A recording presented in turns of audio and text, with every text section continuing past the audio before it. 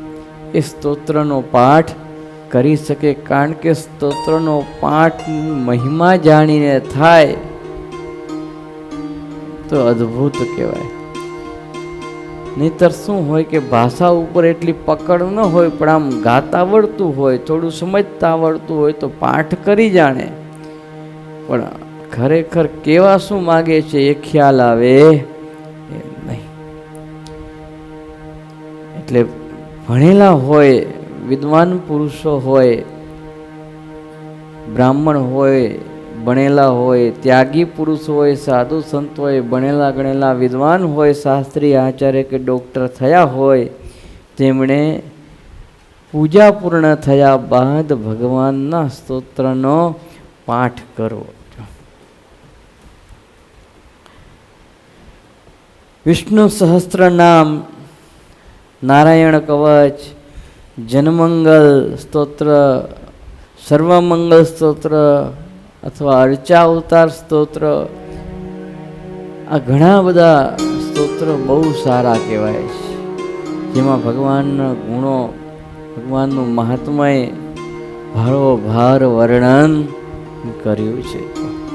ને આ બધા એવા સ્તોત્ર છે કે જેનો પાઠ નિરંતર જે વ્યક્તિ કરે છે એનું હંમેશા રોડું ને રોડું થાય. ભગવાન એના શુભ મનોરથો પૂર્ણ કરે છે. જે કંઈ સંકટ, દુઃખ, ઉભાથી કષ્ટ આવવાના હોય ને તે બધા નાશ પામે છે. સ્તોત્રના રોજ પાઠનું ફળ છે આ.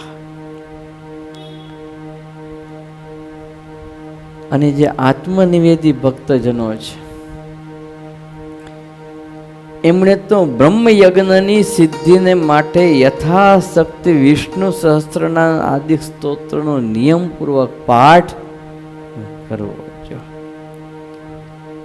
નારદ પંચરાત્ર નામનું શાસ્ત્ર છે, એમાં એવું કહ્યું કે નામ કીર્તનમ તો વાપી બ્રહ્મ યજ્ઞમ સમાચરેત. ભગવાનની પ્રસન્નતા માટે સ્તોત્રાદિકનો પાઠ કરવો, ભગવાનની પ્રસન્નતા માટે, તેને બ્રહ્મયજ્ઞ કહેવાય છે. આમ બ્રહ્મયજ્ઞ કરવો એ કઠણ પડે, એટલાય અત્યારે કોઈ પાસે રૂપિયા નથી બ્રહ્મયજ્ઞ કરી શકે અને બ્રહ્મયજ્ઞ કરાવી શકે એવા કોઈ બ્રહ્મવાદી વ્યક્તિ પણ નથી. બ્રહ્મયજ્ઞ એટલે બ્રહ્મને જે જાણનારા, ભગવાનને જાણનારા, ભગવાનને ઓળખનારા, ભગવાનને સમજનારા, જેનું સર્વસ્વ ભગવાન છે, જેને ભગવાનનો સાક્ષાત્કાર થયેલો છે, એને બ્રહ્મવાદી કહેવામાં આવે છે. ને બ્રહ્મવાદી હોય ને એ જ બ્રહ્મયજ્ઞ કરાવવાનો અધિકાર ધરાવી શકે, બીજા નહીં. તો આમ રોજ એ સ્તોત્ર ગાય તો બ્રહ્મયજ્ઞ કરવાની જરૂર નહીં, બ્રહ્મયજ્ઞ કરવાનું ફળ પ્રાપ્ત થાય છે. અને છેવટે સ્તોત્ર ન ફાવે ગાતા, હરે કૃષ્ણ સ્વામિનારાયણ એવા નામોનું કીર્તન કરવું, એને પણ બ્રહ્મયજ્ઞ કહેવામાં આવે છે. પણ શ્રીજી મહારાજ કહે છે સ્તોત્રનો પાઠ ન કરવો હોય તો પછી ગ્રંથનો પાઠ કરો. પૂજા પૂર્ણ થયા બાદ વચનામૃત, થોડુંક એકાદ નાનું વચનામૃત વાંચો, શિક્ષાપત્રીના પાઠ કરો, સત્સંગી જીવનનો એકાદ અધ્યાય વાંચો, કોઈ પણ એક આવી રીતે પાઠ કરો, એનો અધ્યાય વાંચો પૂજા પૂર્ણ થયા બાદ. અને એટલું જો ન થઈ શકે, સંસ્કૃત બિલકુલ જો ન આવડતું હોય, સેજ પણ સંસ્કૃતમાં ટપો ન પડતો હોય, તો સ્વામિનારાયણ ભગવાન આ જ શ્લોકમાં કહે છે કે જે સંસ્કૃત ન ભણ્યા હોય તેમણે શ્રી કૃષ્ણ ભગવાનનું નામ કીર્તન કરવું. વાંચતા, બોલતા, સમજતા કોઈ પણ રીતે સંસ્કૃત ના આવડે તો ભગવાનનું નામ કરવું, ભગવાનના નામોચ્ચારની ધૂન કરવી, ભગવાનના કીર્તનો બોલવા. જો શું બોલવા? ભગવાનના કીર્તનો બોલવા. કીર્તનો તો આપણા નંદ સંતોએ કેટલા બધા બનાવ્યા છે, કેટલા બધા. એમાં ભગવાનની મૂર્તિના કીર્તનો હોય તો અદ્ભુત, મૂર્તિના કીર્તનો તો અદ્ભુત કહેવાય. જો બ્રહ્માનંદ સ્વામીની કડીઓ સાંભળીએ, તારી મૂર્તિ રે છે જો નેણુનો શણગાર. તારી મૂર્તિ રે છે જો નેણુનો શણગાર. તારી મૂર્તિ રે છે જો નેણુનો શણગાર. તારી મૂર્તિ રે છે જો નેણુનો શણગાર. તારી મૂર્તિ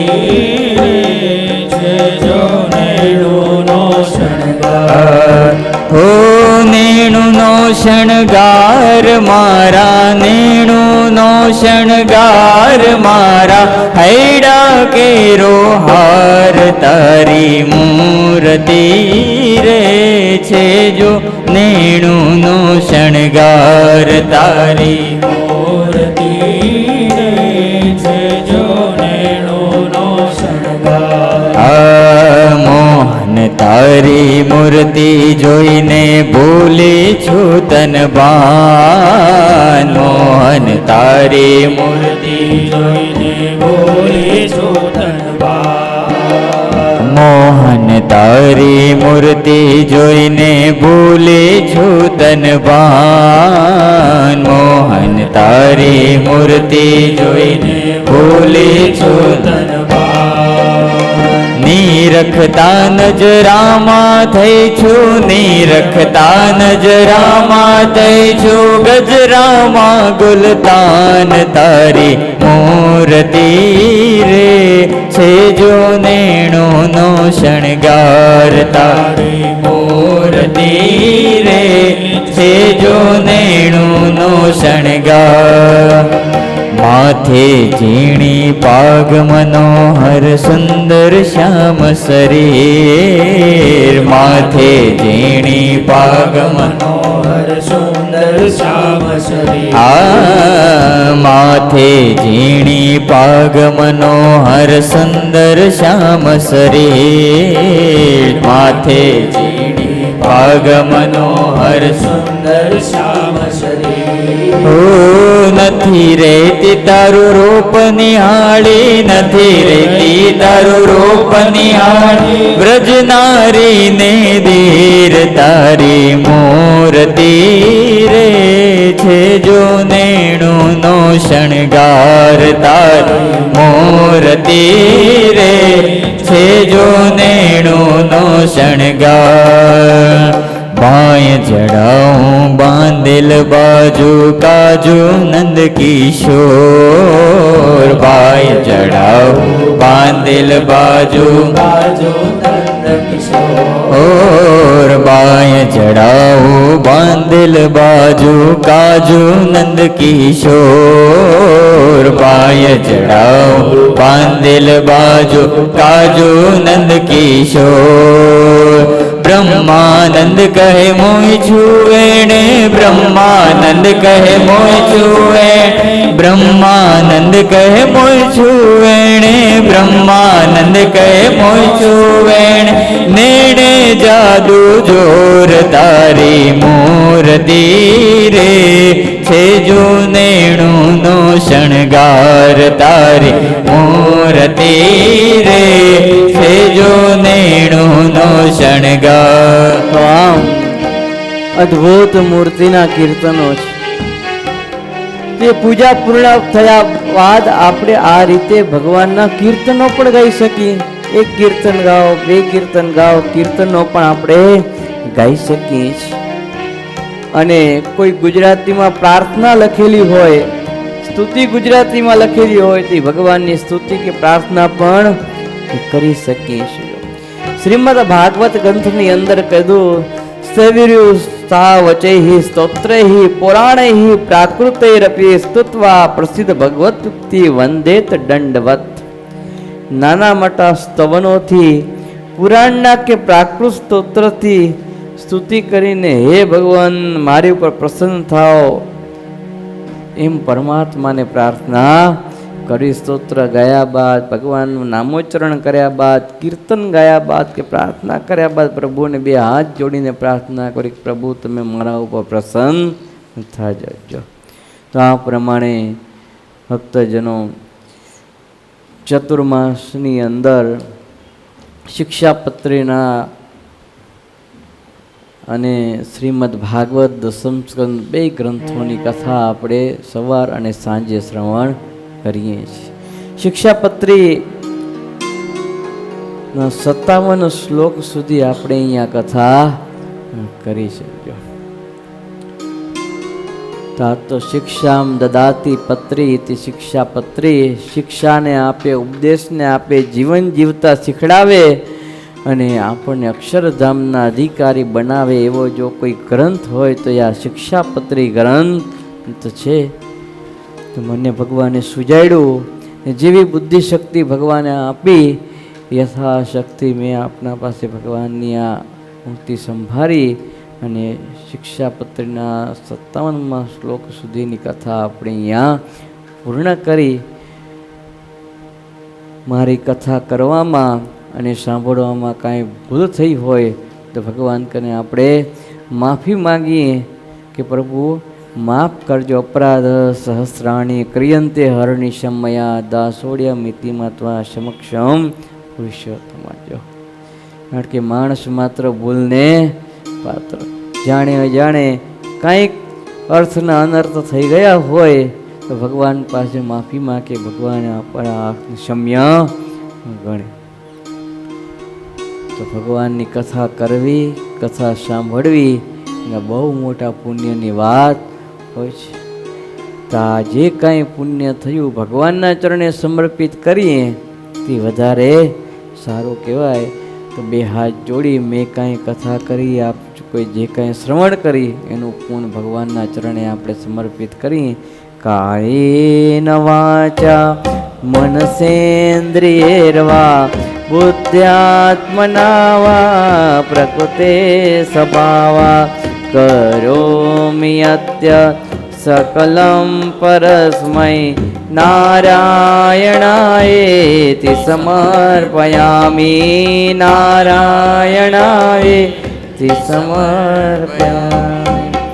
ભક્તજનો, ભગવાન સ્વામિનારાયણના આશીર્વાદ, સદગુરુ ધ્યાની સ્વામીજીની અતિશય કૃપા અને આ મંદિરના કોઠારી પરમ પૂજ્ય સદગુરુ પુરાણી શ્રી ન્યાલકરણદાસજી સ્વામી એમની આજ્ઞાનો આદેશ કે આ ચતુર્માસને વિશે શિક્ષાપત્રીની કથા મને કે કરી દેશો. કાંઈ વાંધો નહીં સ્વામીજી, કથા કરી દેશું. તેમના પણ રૂડા આશીર્વાદ અને મંડળના સંતો, સમગ્ર સંતોના આશીષથી જે કાંઈ હું ભણ્યો તો યથાશક્તિ આ ગ્રંથની કથા કરું છું. તો સર્વે સંતોના આશીર્વાદ, તમારા જેવા ભક્તજનો જેમને થોડુંક કષ્ટ સવારના પોરમાં વહેલા 8 આવવાનું બેઠવું પડ્યું, કારણ કે મારો આગ્રહ એવો રહેતો કે સવારના પોરમાં બધાએ આવો વહેલા અને કથા વાર્તાનો લાભ લ્યો. કારણ કે હું એટલું જાણું છું કે નિરંતર કથા સાંભળેમાં રૂડા ગુણ આવે. તમે બધાએ વિશેષ શ્રવણ કરો છો અને વિશેષ આમને આમ કથા વાર્તાનું શ્રવણ કરજો. સહજાનંદ સ્વામી મહારાજની જય. શ્રીપતિમ શ્રીધરમ સર્વદેવેશ્વરમ ભક્તિધર્માત્મજમ વાસુદેવમ હરિમ માધવમ કેશવમ કામદમ કારણમ શ્રી સ્વામિનારાયણમ નીલકંઠમ ભજે.